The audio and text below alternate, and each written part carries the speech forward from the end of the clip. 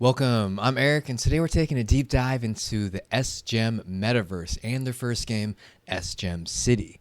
Now, this game actually caught me by surprise, because at first glance, the game seems kind of like a standard city building game, but they've actually managed to squeeze in multiple different game mechanics, such as breeding system, deck building aspects, and when it's all combined, it kind of makes for a pretty unique and seemingly deep game. In fact, if this team didn't pay me to make the video, I probably would have passed right by it without realizing how deep and complex the game actually is. Having said that, as always, I'll be giving my honest opinion on SGEM as we take a look at the game and their token ecosystem. Don't forget, this isn't financial advice and it's just for information purposes. All right, let's get started. So I'm on their homepage, sgem.io. And you could see that the very first game on their Metaverse platform, SGEM City, is out. They have a few other games coming soon, but for now, you can play SGEM on Android or on PC.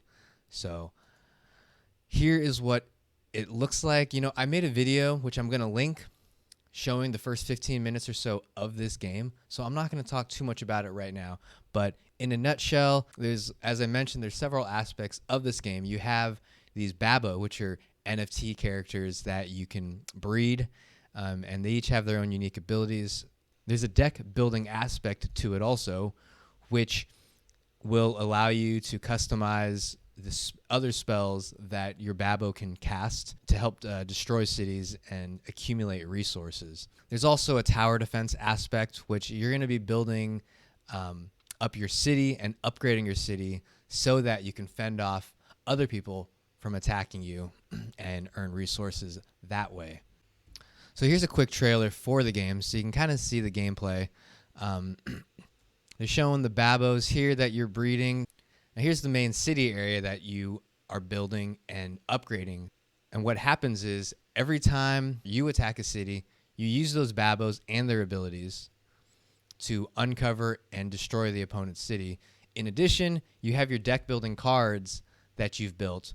So those cards are going to help you destroy the city as well. Okay, let's take a look at the roadmap really quick.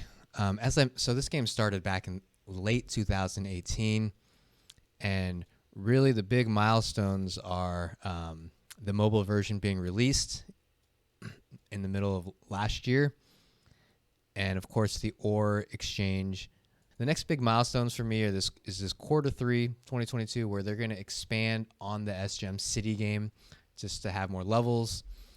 And there's going to be a tournament, which will hopefully get more people involved in the game. And then in the first half of 2023, they're going to have the second blockchain game within their SGEM verse. So that'll be exciting. And just in case you didn't know, 2024 is coming soon. So the BABO that you need to play this game cost about $30 to $40 at minimum, and you need threes. So it'll end up being around $100 to play. Alternatively, you can actually rent the BABOs, which is what I did in my gameplay video.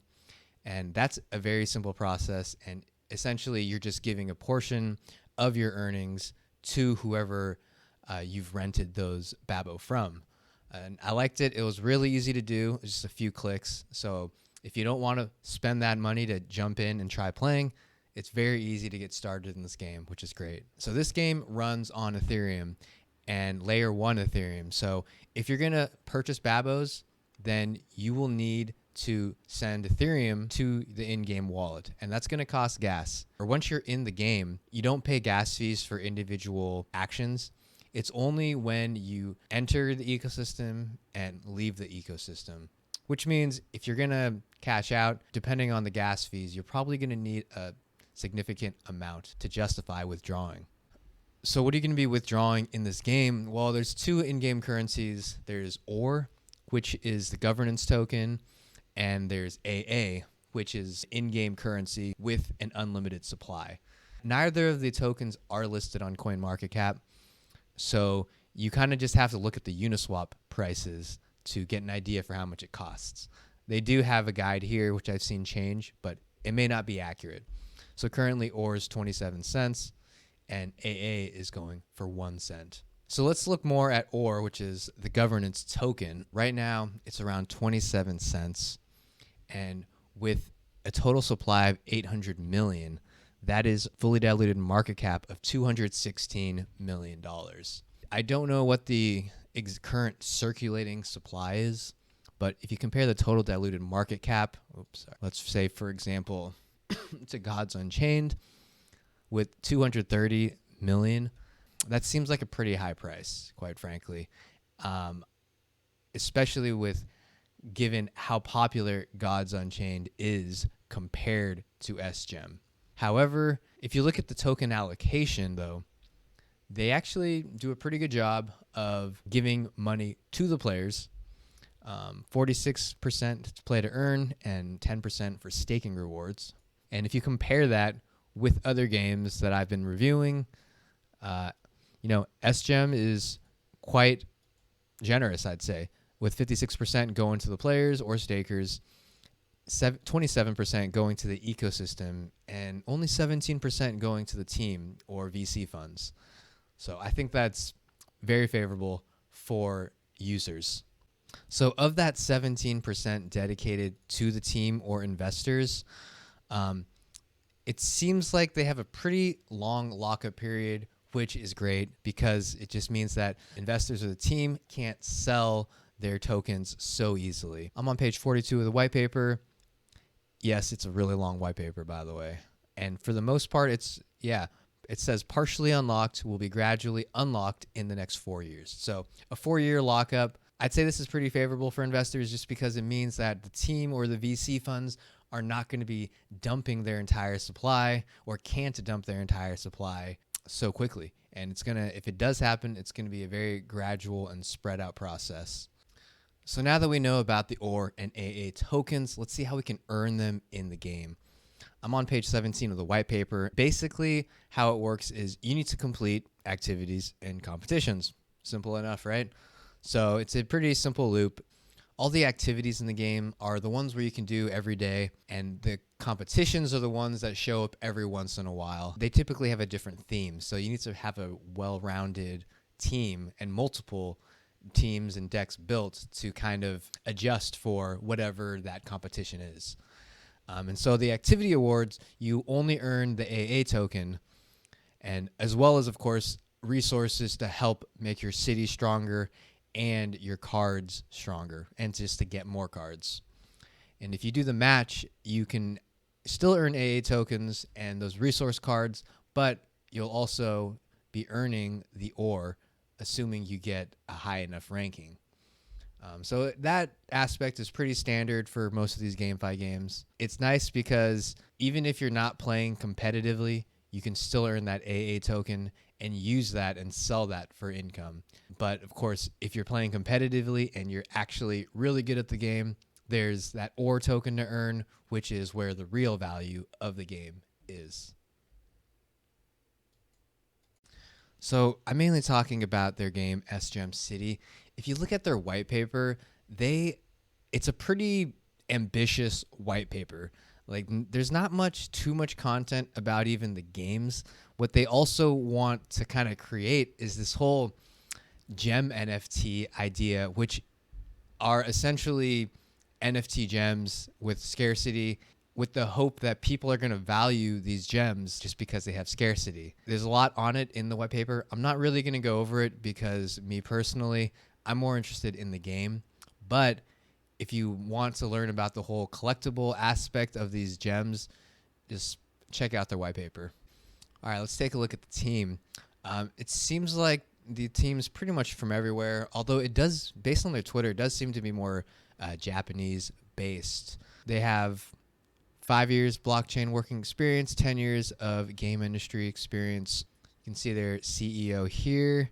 I haven't heard of any of these this company, but looks like he's built 13 mobile games. So he seems to be pretty prominent in the at least the Asian gaming industry. There's COO. He's in charge of the Japan branch. He also is part of that Poke Labo game or Poke Labo company. Annual downloads over 2 million. made it one of the most popular mobile games in Japan. Okay. CMO, 7 years marketing experience. There's not too much information, but it does seem like they are pretty proficient at making popular games in Asia, which is a good sign. In terms of any VC funds, they don't list any. So I'm not quite sure who they are, but we do know there are VC investors because a certain percentage of their token distribution is allocated towards them. And lastly, social channels. They don't have too much of a following currently. They have around 150 Telegram members, 650 Twitter followers, and 2,200 in the Discord channel. It seems like because of the low Telegram members, people are pretty responsive in the Telegram chat. In terms of the best way to communicate, I think Telegram and Discord are probably the way to go. So to kind of wrap up, the pros of this game is that it's unique. You know, it combines several different gaming mechanisms into one, which I thought was really interesting, and I think that'll make for a really deep game. At the same time, it's really easy to jump into and try for free. You know, it's literally a few clicks to try to rent those babos, and you can just hop right in and start earning and deciding if you want to invest in this game or not. The other thing is that in terms of the tokens, there's a very low token and VC token allocation. And especially with that 4-year token release, it means that there's going to be less chances for the team or VC funds to dump their entire supply at once, which is always a good thing. Cons, well, there's no DAO or really any kind of circular token economy. So any value that the team collects in terms of, you know, purchasing NFTs or purchasing coins goes straight into the pockets of the team. But, you know, because of the fact that such a large portion of the tokens are allocated for people to play the game, that may not be too big of a concern. The other con is that it uses layer 1 Ethereum. So any deposits or withdrawals are going to cost Ethereum gas fees. And currently those gas fees are kind of low. But if those fees go up to like $100, it's going to be hard to withdraw any kind of funds that you may have in the game. That's about it. In addition to this video, I decided to make a video showing me playing the game from the beginning. So if you want to take a look at that and to get an idea for how the game itself works, be sure to check out that video over here. Otherwise, thank you so much for watching, and I'll see you soon.